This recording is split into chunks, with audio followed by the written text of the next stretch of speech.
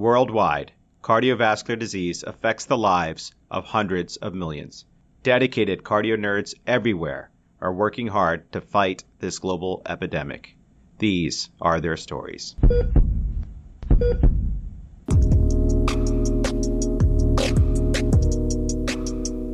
Welcome back, amazing cardio nerds. Dan Ambinder here. This episode kicks off the Cardio Nerds Lipid series, which will be a comprehensive, all-you-need-to-know series led by co-chairs Dr. Rick Ferraro, incoming cardiology fellow at the Johns Hopkins Hospital, and Dr. Tommy Das, incoming cardiology fellow at the Cleveland Clinic, and produced in collaboration with the American Society for Preventive Cardiology, or the ASPC. In this first episode, Rick and Tommy are joined by Dr. Jesse Holtzman, incoming chief resident at UCSF Internal Medicine Residency Program, to learn all about LDL physiology and function from Dr. Peter Toth. Cardio Nerds is an independent fellow-founded platform with the mission to democratize cardiovascular education. To continue creating free and unbiased quality content, we are proud to collaborate with all stakeholders, including trainees, experts, fellowship programs, professional societies, industry, and patient advocacy groups. This episode is brought to you in collaboration with the American Society of Preventive Cardiology and made possible by unrestricted support from Amgen. The curriculum and content is planned, produced, and reviewed solely by cardio nerds without external bias. Remember, if you're enjoying the show, please rate and review us on your favorite podcast platform. Wink, wink, iPhone users. Those 5 stars will go a long way in terms of others finding the podcast. Finally, this podcast is not meant to be used for medical advice. The views expressed here do not necessarily reflect the opinions or policies of our employers. Relevant disclosures for this episode can be found on the episode blog page. And with that, let's start our deep dive into the greasy world of lipids. Hey cardio nerds, my name is Rick Ferraro and I'm a current PGY3 at the Johns Hopkins Internal Medicine Residency and future cardiology fellow here at Johns Hopkins University. I'm here with Tommy Das, my co-resident here at Hopkins and future cardiology fellow at the Cleveland Clinic. Tommy and I are Cardio Nerds Academy chiefs and are thrilled to bring you all this new lipid series where we will be doing deep dives into LDL and triglycerides. We begin with the infamous LDL. In 3 episodes about LDL, we will review basic pathophysiology of lipids, discuss the correlation between LDL cholesterol and cardiovascular events, and delve into the guidelines that support optimal management of LDL cholesterol to prevent future cardiovascular events. Today, in the first of 3 episodes on LDL, we have Dr. Jesse Holtzman joining us to discuss the A to Z of LDL cholesterol biology. Jesse is a second-year internal medicine resident at University of California, San Francisco, an aspiring cardiologist, and a Cardio Nerds Academy fellow who's been closely involved in educating cardio nerds everywhere on cardiovascular prevention. As an educator, leader, and all-around incredible person, Jessie's been selected to serve as a chief resident at UCSF. Make sure to check out her recent tutorials on EPA and DHA and other topics. Jessie, we're thrilled to have you leading this discussion. Welcome. Thanks, Tommy. What a delight to be here discussing this rich topic. So let's cut the fat and get right down to it. It is my absolute pleasure to introduce the foremost expert in this area, Dr. Peter Toth, the Director of Preventative Cardiology at CGH Medical Center in Sterling, Illinois, Professor of Clinical Family and Community Medicine at the University of Illinois College of Medicine in Peoria, and Adjunct Associate Professor of Medicine, Johns Hopkins University School of Medicine. He received his degree from Wayne State University School of Medicine in Detroit, Michigan, and a PhD in biochemistry from Michigan State University in East Lansing. He has written extensively on the topic of lipids and is co-editor of 20 textbooks in preventative cardiology, diabetes, hypertension, and lipidology. Additionally, Dr. Toth is the president of the American Society of Preventive Cardiology, past president of the National Lipid Association, as well as the incoming chair of the American Heart Association's Council on Lipoproteins, Lipid Metabolism, and Thrombosis. Welcome, Dr. Toth. Well, thank you, Jesse, and thank you, Rick and Tommy. Dr. Toth, we'd love to start with a question that we ask everyone here. What got you excited about and interested in cardiovascular prevention and lipidology? Well, Rick, I think the bottom line here is that anyone who goes into medicine has this vision that they're going to be able to help people. And that has to be at the core of why you want to be a physician. And when you look at the inroads that have been made in cardiovascular disease, not only the management of established disease, but also our capacity to prevent many forms of cardiovascular disease, especially atherosclerotic disease, it's pretty clear that this is an area where you can make a profound difference in the lives of people. It's very clear from the clinical trials that when we initiate therapies, whether it's lifestyle or whether it's through a statin, an antihypertensive, you impact not only the quality of life, but the quantity of life. And I think the time horizons that are now being looked at in terms of the increase in life expectancy by treating dyslipidemia, treating hypertension, treating diabetes now, you do in fact improve the quality of life, you make life better, you make life freer of disability, and you forestall death. And I think that is an extraordinary combination, and it's the best that we can hope for as we pursue and aspire to be good physicians. Wow. Thank you so much for that, Dr. Toth. It's just so inspiring to hear back about the calling that we all have heard at some point in time and why we're doing the work that we do and the impact we can have in our patients' lives. It's amazing. So I want to take some time now to put in the elbow grease and let's get back to the basics of lipidology. Let's take a journey back to the college biology class. Jesse, can you walk us through this slippery topic and remind us how the human body metabolizes lipoproteins? Sure thing. So there are two major pathways through which the body metabolizes lipoproteins. First, there's the exogenous fat metabolism. That includes digestion, absorption, and repackaging of the lipids that we ingest. Dietary fats that we ingest are disassembled from rich, energy-dense lipid macromolecules into chylomicrons. Chylomicrons are the largest, most dense particles, followed by VLDL, ILDL, LDL, and HDL. Second, there is endogenous fat metabolism that allows the liver to synthesize and secrete lipids. For a refresher on this topic, don't forget to go back to episode 42 with Drs. Anne-Marie Navarre and Nishant Shah, where they discuss lipid metabolism, therapeutic targets, and an approach to predicted risk, as well as common management scenarios. So, Dr. Toth, can you remind us of the basic chemical structure of LDL-C and where it fits into these two pathways? Sure. So an LDL particle is basically comprised of one molecule of apoprotein B100, which functions as a scaffold of sorts. And in your liver, ApoB is, of course, used by microsomal triglyceride transfer protein, which it lipidates. And you add phospholipid, which creates a surface. And into the core goes triglyceride and cholesterol ester.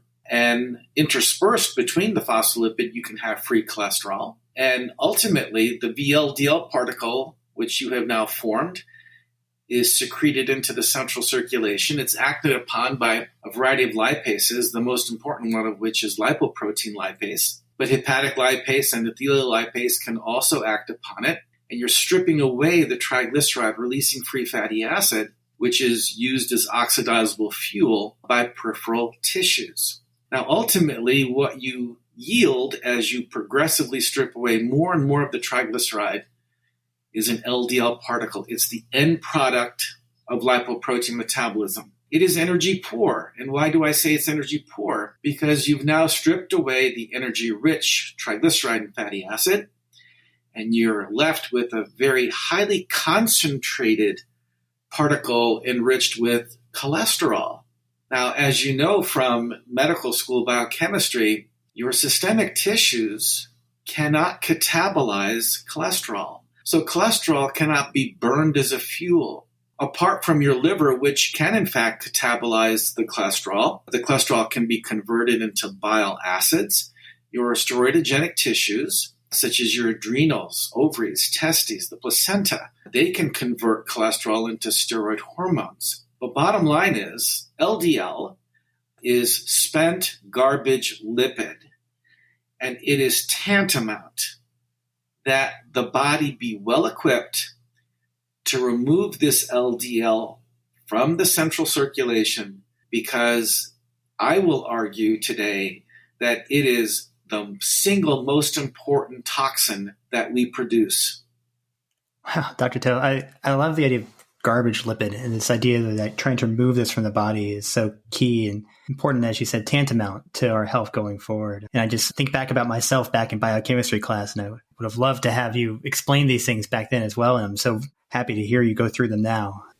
So let's take a step back. Cholesterol molecules are crucial for quintessential cellular functions and throughout the human body as components of the cell membrane, precursors to steroid hormones, and more. LDL-C is one of the major carriers of cholesterol in the human body, contributing to hepatic storage and delivery to peripheral tissues to form cell membranes and steroid hormones. I'm curious, Dr. Toth, can you tell us a little bit more about the main functions of cholesterol in the human body? Sure. So as Jesse very, very nicely summarized, we can absorb cholesterol from dietary and biliary sources across the jejunal enterocyte. But cholesterol, of course, is also produced by your liver, but it's also produced by your systemic tissues. All the cells in your body have the capacity to synthesize their own cholesterol de novo. They do not have a reliance on extracellular lipoproteins delivering cholesterol to them, though they can use that cholesterol as an exogenous source. So what is the cholesterol important for? As you already alluded to, the cholesterol can regulate the fluidity of cell membranes, which of course is very important. The cholesterol, especially some metabolites of cholesterol, such as oxysterols, they can function as regulators of ATP membrane cassette transport protein functionality. They can function as intermediaries regulating specific pathways in intermediary metabolism. We know very clearly that some derivatives of cholesterol can function as transcriptional controls within the nucleus, regulating gene expression. There is a broad variety of functions for cholesterol, but here's the rub. Let's say that your cholesterol is around 25 milligrams per deciliter, and people make exclamations of despair, and they raise their arms and say, "Oh my God, are you crazy? What are you trying to do to this patient?" And typically they say, well, that has to be a dangerously low cholesterol level. And my response to this is, based on what? Where are you getting this from? And typically they give you a blank stare or they say, well, I heard it from so-and-so. Well, that's fine, but what is the experimental evidence for this? And typically there isn't any. So let's contextualize this just a little bit further. So let's say, in fact, your LDL cholesterol is 25 milligrams per deciliter. We showed a couple of years ago that that still correlates with an LDL particle level of between 300 and 400 nanomoles per liter. Well, my goodness, that's still a lot of exogenous cholesterol that's available for a cell if, in fact, it had to draw from the extracellular milieu. Plus, that cell is capable of producing its own cholesterol. So it really gets to be a silly argument because people have to look at quantities. They have to look at kinetics. They have to look at what exactly the cell's needs are. And these are not easy issues. And so ultimately, we rely on macro effects, like are there adverse events associated with very low or ultra low cholesterol? And as we will get into during the next few minutes, there are not. So the body does very well. Its cells do very well producing its own cholesterol because there are so many metabolites that can be converted into acetyl-CoA, the basic fundamental building block of the cholesterol nucleus. Dr. Toth, that was so incredibly helpful to hear, and I would love to circle back on the adverse effects of the low LDL or low cholesterol in general. But before we get to that, cholesterol gets painted as a villain in the media all the time, and as you alluded to, there's so many important factors that it plays in our body, transcriptional control, as you mentioned, cell membranes. I'm wondering, do you have any sense of, is this preserved across the mammalian kingdom? Are the processing pathways similar in other species as well, or is this just unique to humankind? Well, actually, that's a really good question because, in fact, across the genera defined as mammalian in biology, in fact, the pathways for cholesterol are the same. This has been highly preserved through evolution. And if you ask what should a normal LDL be? Well, I'll tell you right now, it's not 130 or 100 or 70. The best estimate is actually around 38 to 40. So where do we get that number from? If you look at other mammals, like baboons or pigs or whatever it is you want to look at, horses, typically their LDLs are between 35 and 50. if you look at hunter-gatherer populations from around the world, and thank God they still exist, and we need to leave them alone, their LDLs are typically, again, between 35 and 50. Now, back in 2003, the National Cholesterol Education Program published a white paper providing an update to ATP3. And in that update, Dr. Scott Grundy provided an extraordinarily valuable depiction of the relationship between LDL and the hazard ratio for an ischemic heart disease related event. And it was a log linear plot, and it just so happened that the y-intercept of 1, meaning no excess hazard, occurred at an LDL of 38 milligrams per deciliter, or about 1 millimole per liter. That all hangs together so beautifully. And the fact that we now look around and an average LDL in the U.S. population is 130, well, I'm afraid that our blood vessels have not kept pace with evolution in terms of not having had enough time to accumulate enough natural selection that adapts us to these LDLs of 130. They're way too high. And if they weren't way too high, you wouldn't see the epidemic of atherosclerotic cardiovascular disease that you see throughout the world. So the bottom line here is that when it comes to LDL, I think a very important core message, especially for fellows in training who are young, aggressive, and they want to do absolutely everything the right way, is it's not that we lower LDL too much. We don't lower it enough, not nearly enough. Because obviously when you look at other species classified as mammalian, and you look at hunter-gatherer populations who appear to be very resistant to the effects of atherosclerosis, their LDLs are typically between 35 and 50. What an incredible discussion. And Dr. Toth, just hearing you talk about this is a lot of fun for me, being interested in preventative cardiology and lipidology. I want to come back to that, but I was hoping to take maybe a brief detour and ask a little bit about how do we measure LDL in clinical practice. You know, one of these is a little bit near and dear to my heart at Hopkins in the Martin-Hopkins equation. But I'd love to ask specifically, how do we measure LDL? And in particular, when do you recommend getting that fasting lipid panel versus non-fasting lipid panel? Yeah, so historically, we have used the Friedewald equation to estimate LDL. And the Friedewald, if you recall, is LDL equals TC minus HDL minus triglyceride over 5. The triglyceride over 5 was meant to be a rough estimate for the VLDL in blood. And at our beloved Johns Hopkins, Seth Martin and Steve Jones derived a brand new formula called the Martin-Hopkins formula. And basically, it is LDL equals TC minus HDL minus triglycerides over an adjustable factor. And this is because we know that VLDL levels can vary quite a lot across the spectrum of triglycerides and LDL levels. And the Martin-Hopkins equation is, of course, compared to the gold standard. And many, many labs around the country, fortunately, have switched from Friedewald to Martin-Hopkins. And this is good because now we have much better estimates, especially in the low range, for what the truer LDL is. Now, you can also do a direct LDL, which, as the name implies, directly measures LDL, because in most labs, of course, we measure total cholesterol. We measure HDL. We don't estimate HDL or total cholesterol. But historically, LDL was simply estimated mathematically using Friedewald, and now we have Martin-Hopkins.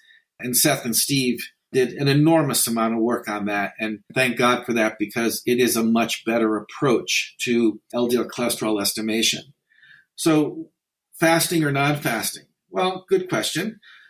We have to remember that when it comes to all of the clinical trials ever done, all of them used fasting lipid and lipoprotein parameters. And I think the purist would say, well, if you did it that way, probably you should stick with that. Now, in the last 10 years, a lot of people have been advocating for non-fasting because it's truer to life, because typically during the day, most people are persistently postprandial. The only time they're really fasting is when they first wake up. And obviously, if people are postprandial most of the time, it gives you a better feel if you measure them non-fasting for what their lipids really look like in a real-world setting. And bottom line here is, unless someone is very insulin resistant or has a genetic polymorphism that predisposes them to a truly genetic hypertriglyceridemia, most of the time a non-fasting is going to be, pretty close. The LDL will be pretty close. Postprandial triglycerides can impact HDL. If the postprandial triglycerides are high, that can lead to a transient depression in circulating HDL because it leads to an activation of hepatic lipase, which can catabolize the HDL. And then if someone isn't very insulin resistant or diabetic, typically the excursion of their serum triglyceride level would not be nearly as severe as some people expect. So I think non-fasting has its place, but I think the purist is still going to argue because all of the trials have been done in response to fasting profiles. If you're really going to do it in the context of those trials, you probably should do fasting. I'm okay with either one. Wow, that's incredibly helpful, Dr. Toth, and definitely directly relevant to our everyday clinical practice. So building off of that clinical practice, I was hoping to run a case by you that we saw in clinic the other day. So we were in clinic and we checked a routine screening lipid panel for a middle-aged gentleman. Let's call him Lundy D. Lipid. He had risk factors for cardiovascular disease, including hypertension and a history of tobacco use, but had otherwise been feeling well without any major changes in his health. So we were surprised when his LDL-C returned at 33 milligrams per deciliter. So I know there are genetic causes of ultra-low LDL, including familial abetalipoproteinemia and a loss of function variant of the PCSK9 gene. There are also acquired causes, including malignancies, disorders of absorption, anemia, and chronic infection. But Dr. Toth, I was hoping you could help us define what constitutes high, normal, low, or ultra-low LDL-C. How low do you consider LDL-C to be safe? And then is there such a thing as too low? You mentioned earlier that lower is often better, but do we ever go too low with our therapy? Yeah, so that's a very, very poignant, relevant question. My contention would be, let's take a look at the Fourier trial, just to start. The Fourier trial actually looked at LDLs to less than 10 milligrams per deciliter. And obviously all those patients were on a combination of a statin and a PCSK9 monoclonal antibody. And when you look very specifically at those patients and compare them to patients whose LDL was still over 100, there was a 42% relative risk reduction in cardiovascular events, but no increase in adverse events. Well, that's pretty reassuring. And it also supports my contention that LDL is spent garbage lipid, and all these uses of, quote, LDL cholesterol that people purport are probably exaggerated. Again, because cells can make their own cholesterol. Now, steroidogenic tissue does extract cholesterol from plasma reservoir, but it's from HDL cholesterol, not LDL cholesterol. The steroidogenic tissues have a very high cell surface density of scavenger receptor B1, which is specifically an HDL cell surface receptor. So what should a normal LDL be? Well, again, based on what I said earlier, I would guess between 35 and 50. That is what we were meant to have based on the data. And I think in support of this, the European Society of Cardiology, European Atherosclerosis Society guideline that came out last year now has a new LDL target of less than 40 for patients who sustain a secondary acute cardiovascular event after the first one. And I think that is a very, very good recommendation. So when people say, what's a normal cholesterol? If my cholesterol is 130, is that okay? Well, Jacques Genet and Peter Libby published a paper in the mid-90s, the American Journal of Cardiology. That was exactly the average LDL cholesterol that a middle-aged man presented to the ER with an acute MI. So obviously, an LDL 130 is not normal. Back in 2001, ATP3 defined and LDL of less than 100 as optimal. But I think we've learned a lot in the last 20 years because ATP3 came out in 2001. We've learned a lot, and we now know that lower is better. We've known it from the cholesterol treatment trialists collaboration meta-analysis of secondary statin trials. We know it from meta-analyses of primary prevention trials. The relationship is a straight line. And I think the most important meta-analysis was actually done by Beckholt and Castelline, published in JACC.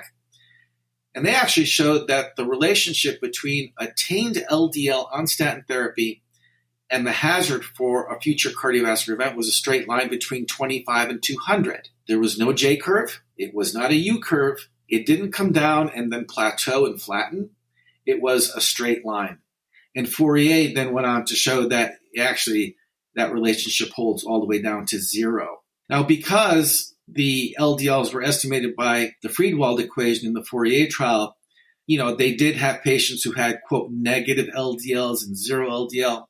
You never have a 0 LDL. There's always going to be LDL particles in there. It's the math, whether you're using Friedewald or Martin Hopkins, or the sensitivity of the assay, which perhaps can't go down to very, very low levels.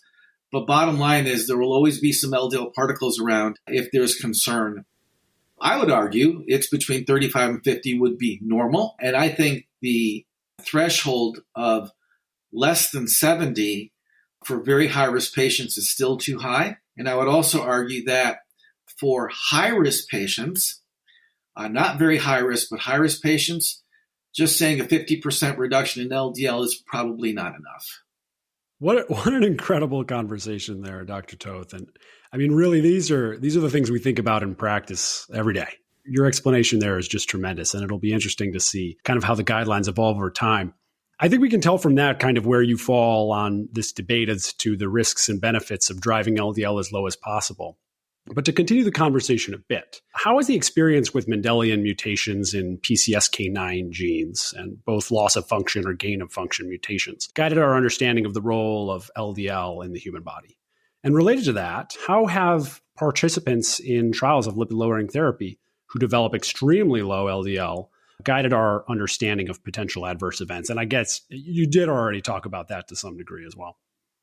Well, let's talk about it in greater depth. So the PCSK9 polymorphisms that were either gain of function or loss of function, the most important data came out of the atherosclerosis risk and communities study and then the Dallas Heart study.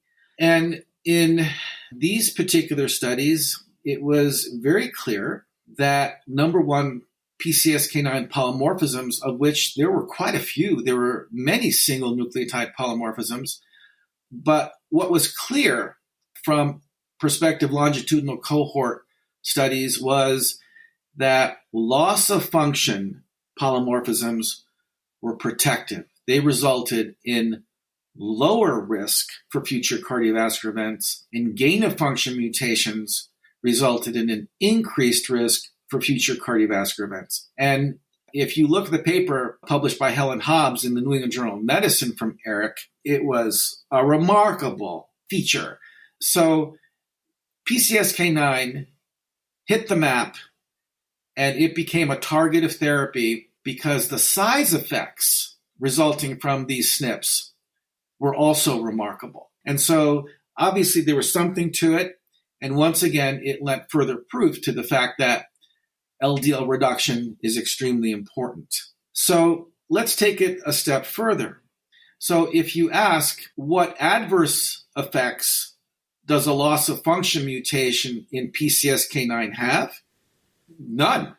In fact, the biggest effect it has is it's protective against cardiovascular disease. And this has been shown consistently. You can look at people who have a double knockout in PCSK9.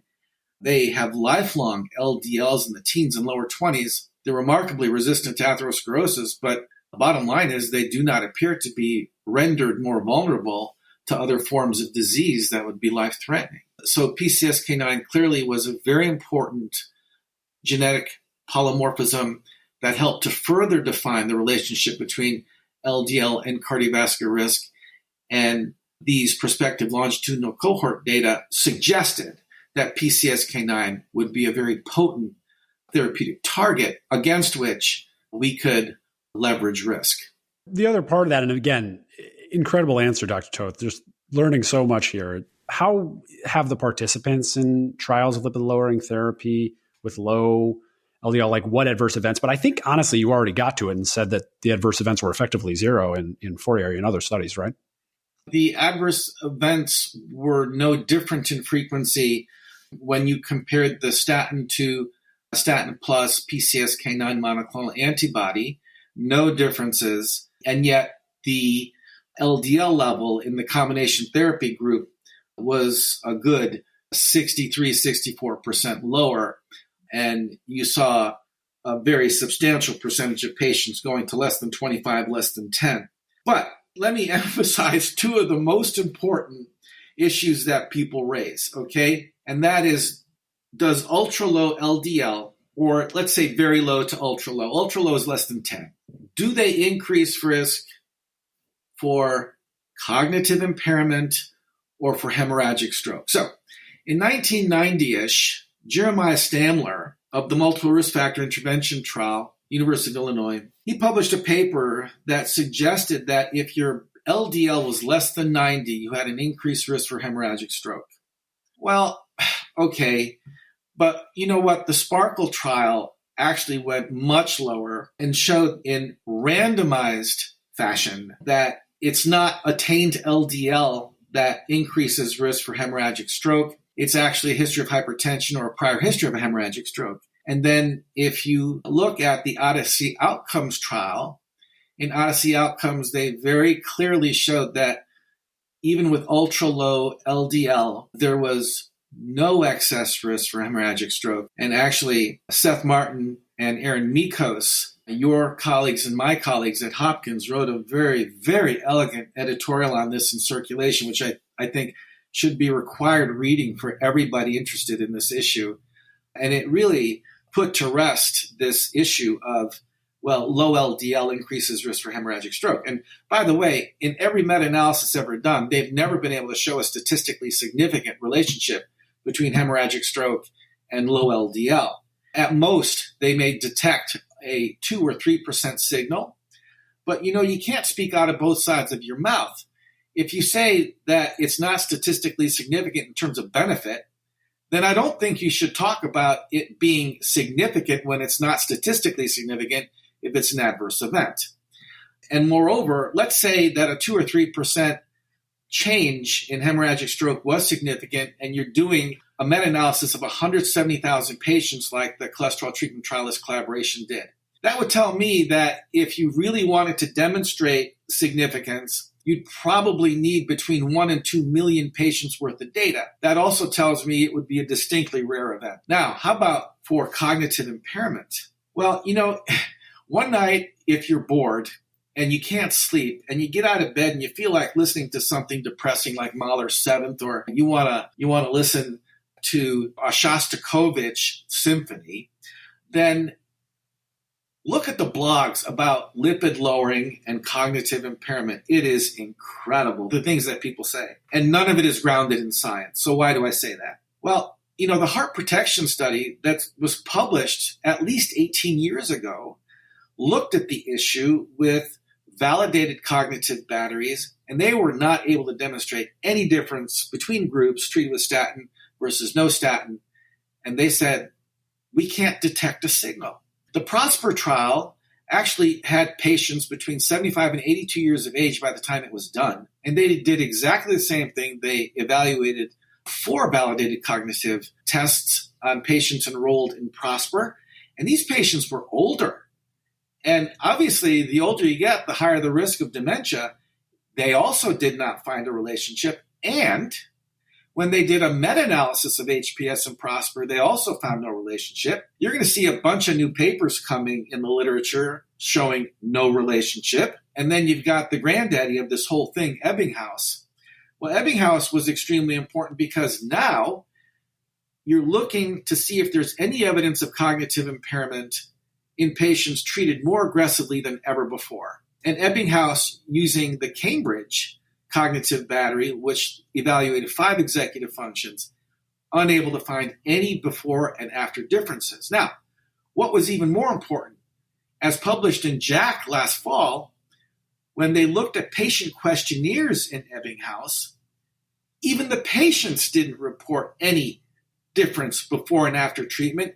So why does this make sense to me? It makes sense to me because your brain couldn't give a damn what a drug is doing to your liver. Lipids and lipoproteins don't cross the blood-brain barrier. We have to remember that the blood-brain barrier is a highly efficient barrier. Lipoproteins don't cross. So your brain has evolved to produce all of its own cholesterol. Oligodendrocytes produce the cholesterol for your myelin-forming neurons and for axons. And it's actually astrocytes which produce cholesterol for the neurons. Now, this is really cool. Your brain has its own apoprotein and lipoprotein metabolism, its own ABC cassette membrane transporters, and the astrocytes and oligodendrocytes make sure that neurons can just focus running the central nervous system, and they say, just leave cholesterol biosynthesis to us. There's only one cholesterol metabolite that leaves the brain, that's 24S-hydroxycholesterol. That can cross the blood-brain barrier, but the half-life of cholesterol in your brain is 7.5 years, and it does not come from your liver. So I think our brain is safe, and obviously we know that lipid lowering reduces risk of stroke. It'll be interesting in the future to see if it reduces risk of small vessel disease, but to date, they have not been able to demonstrate any relationship between hemorrhagic stroke and neurocognitive impairments, and I think that's very reassuring. So, Dr. Toth, some of the other concerns I've heard about ultra-low LDL pertain to altering the immune system or affecting bone metabolism. I'm wondering, have you heard anything about these concerns, and what would you tell your patients if they came to you asking about that with lipid-lowering therapy? Yeah, so, there's levels of evidence. You do not see evidence in the big clinical trials, and again, randomized studies are the gold standard. You're not seeing increased risk for infection when you look at statin trials or statin plus PCSK9 or statin plus ezetimibe. You do not see increased risk of infection. And in fact, it's been shown that, just by way of example, statins help T helper cells better turn on and off in the face of intravascular inflammation. And I'm sure all of you guys know that there are multiple studies now addressing COVID where patients on statins who do develop more severe COVID infection have lower mortality, lower risk of cytokine storm syndrome. In terms of bone marrow, bone marrow is pretty complicated. And sure, I've seen papers where they say platelets go up or this certain subpopulation of white cells go up. But bottom line is, it's very difficult to tease out what impact statin is having on very specific blast cell populations, on erythroid precursors, on megakaryocytes, specific maturation factors being elaborated within bone marrow. None of that's been looked at in detail. All they're doing is looking at small effects on circulating levels of cells, but that tells you nothing about the dynamics within the bone marrow. And similarly, when it comes to bone density, well, there are some small studies that say that statins have adverse or they have positive effects on bone density. But bottom line is, you know what? We have a lot of women in this world on statins, and if there was a signal suggesting that they had accelerated osteoporosis, we would have found it by now after 30 plus years of statins being available to women. So I don't take a lot of that very seriously because obviously I want to see randomized data. I want to see more specific data. I want things broken down into their parts. Don't just tell me about gross overall effects because they may not be telling you anything about what's going on in terms of the cell-to-cell or molecule-to-cell level of action. Wow, Dr. Toth, this is such a rich discussion, and you've laid out an incredibly compelling argument here about not only that, as we all know, the important risk factors that LDL presents in terms of predicting coronary disease. And you've now gone out and laid out a really compelling argument, like I said earlier, for showing how the low LDLs, a lot of the concerns we have had about them may not be as founded when you actually look at the data.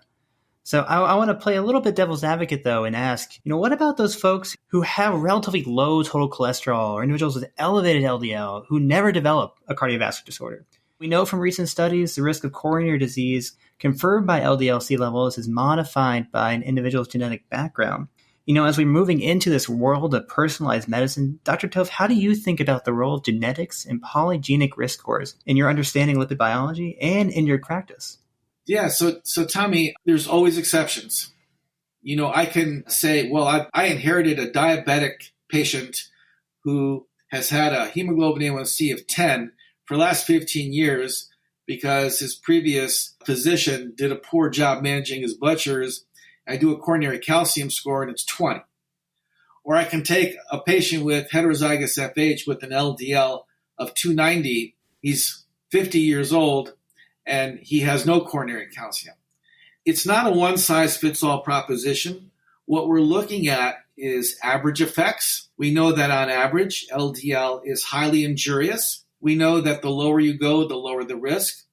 I argue that LDL is the most important toxin that we are exposed to. If I was wrong, we wouldn't see the global prevalence of MI, stroke, sudden death, need for revascularization, lower extremity amputation due to critical limb ischemia.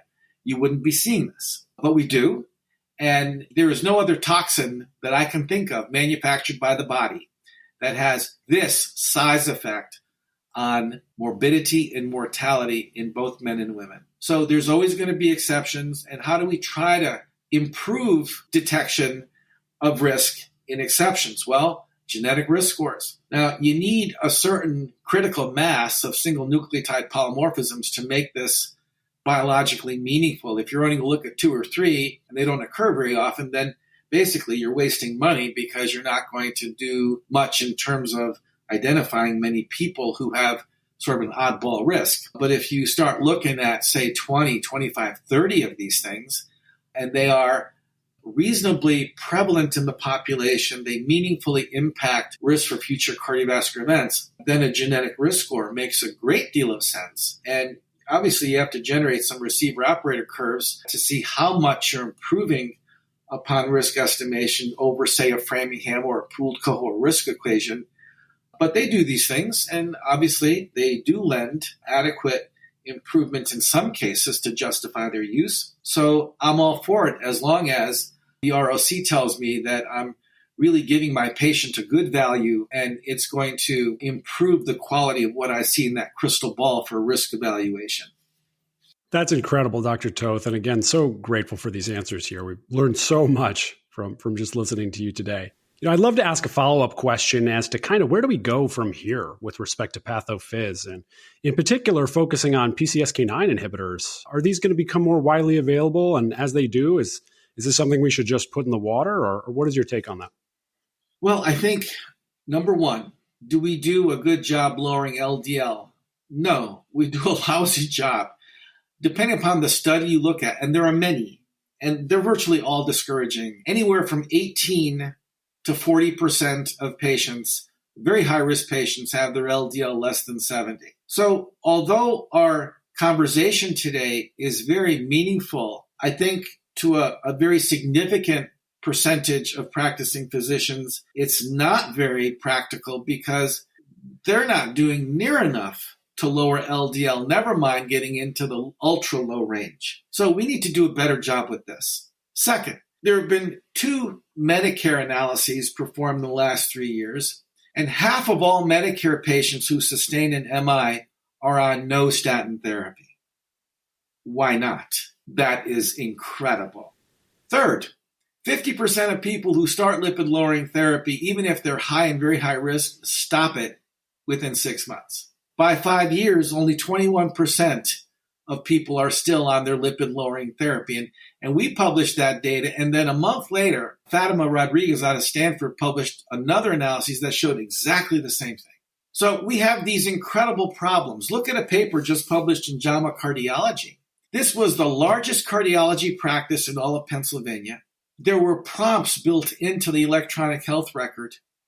And if a patient was inadequately dosed on a statin because of their risk profile or their LDL was not at target, a prompt came up and said, need to do something. What do you think happened? Nothing. There was neither titration and nor was effort made to lower the LDL to target. Unbelievable. So what do I think? I hope to God that the use of PCSK9 monoclonals expands because patients are not having their statins titrated. They're started on a low dose and they're parked there. Well, you add a PCSK9 monoclonal to a statin, you dramatically increase LDL goal attainment. We know this. You can take LDL goal attainment, as they showed in Fourier, from 18% into the 90% range. Well, I'll take that anytime. You and I, look, all you guys are very smart. You know how this works. If you're not a goal, you don't do as well. We know that patients who stop their lipid-lowering therapy have increased risk for morbidity and mortality. If they're inadequately dosed, they have higher risk compared to patients who are appropriately dosed. The list goes on. So PCSK9 monoclonals play a crucial role in this because they dramatically increase success rates, dramatically lower LDL. And as we saw in Fourier and Odyssey outcomes, they improve outcomes. So this is a win-win for everybody. And ultimately, what we're trying to do as preventive cardiologists is reduce event rates. And reducing event rates, of course, improves patient lives. If you reduce event rates, you're also going to be in tandem with that, reducing need for revascularization because you're slowing rates of atherogenesis. And if fewer people die and they're living more healthy lives, you're doing your job. So should it be in the water? Well, it can't be in the water because you have to inject it. But bottom line here is PCSK9s have a very important role to play, and they are not being used. Seth Baum, in this month's issue of the American Journal of Preventive Cardiology, just reported on a state-by-state basis the use of lipid-lowering therapy in high and very high-risk patients, and PCSK9 monoclonal antibodies were used less than 1% of the time. Now that's disgraceful. That is disgraceful. And goal attainment rates were terrible. I wrote an accompanying editorial to that paper, and I am speechless that basically goal attainment rates in the last 20 years, despite more aggressive guidelines, more specific, more refined guidelines, haven't moved the needle. And so we have to really help understand why LDL reduction is so important. Dr. Toth, we cannot thank you enough for sharing your expertise with us today. It has been such an honor to learn from your vast experience in the world of lipids. So before we wrap up, we have to ask you a Cardio Nerds classic. Sure. What is it that makes your heart flutter about lipids? Well, they're fascinating. As a biochemist, I find them fascinating. If you were to explore triglycerides, you would, based on cis-trans isomerization, based on carbon length, based on any number of issues, there are hundreds of species of triglycerides in your body. There are many species of phospholipid. All the machinations of lipid and lipoprotein metabolism, all the intercept points with drugs, and ultimately my heart flutters from lipids because they play such an important role in reducing risk for not only disease progression, but also disease development. And that's what we're about. We're trying to make the lives of people better. We're trying to preserve function. We're trying to help them live healthier lives, more mindful lives. And I think when you control lipids, because again, I think LDL is the most important toxin we are exposed to, you are going a long way toward achieving many of those goals that we took an oath to uphold when we graduated from medical school. Wow, Dr. Toth, really cannot thank you enough for this eye-opening discussion on the fascinating world of LDL and really taking us on this journey of pathophys and lipidology. I mean, what an incredible discussion here. And really cannot thank you enough for your time. Well, thank you, Rick. And thank you, Jesse and Tommy and Amit. Such a delight to be here with you. And I really love your passion. I love your energy. You're all highly accomplished residents and God, I wish you so much success as you go into cardiology fellowship, and I'm sure you're going to tear up the road in the years ahead. So you keep at it. It's an honor to hear that from you, Dr. Toth. For our audience, don't forget to join us as well for parts 2 and 3 of this series as we work to help you master the slippery topics of LDL cholesterol, followed by a dive into triglycerides. It's been an incredible discussion. Really grateful for your time, Dr. Toth, and we'll see you all next time, Cardio Nerds. Thank you.